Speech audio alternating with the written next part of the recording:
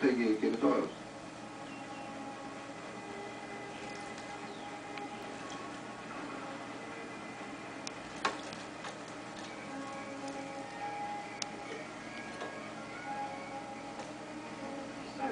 Nusprendžiam, kad kol jūsų mamos nėra, švariai išvalysim visus namus ir krautuvėlę.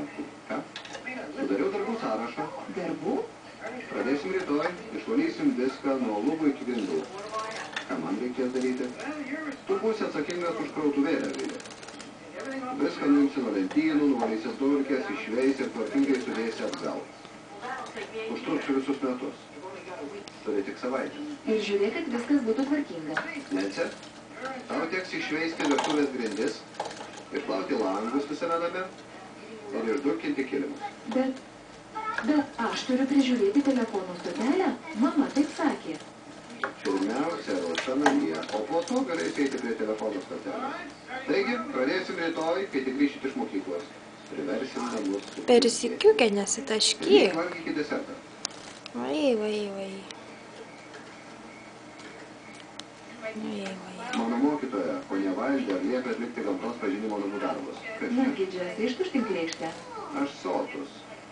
Turėsime surinkti lapus, gėles ir vabalus ir eksponuoti juos. Aš jau žinau, ką rinksiu. Rugelius. Džiaugiuosi, kad čia atsikraustėme. Džesai, neleisk rankas ir baig vakarienę. Nejau nenori užaugti stiprus ir didelis kaip tavo tėtis. Nežinau, ką su juo daryti, vien tik kalno ir uogas. Nagi, Džesai, rodysiu tau kaip.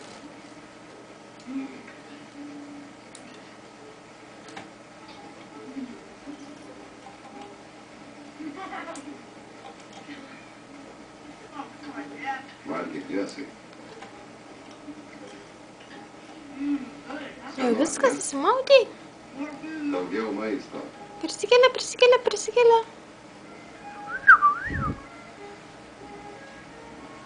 Šlapia vištytė. Nesuprantu aritmetikos. Ar gali man padėti? Taip, mielai.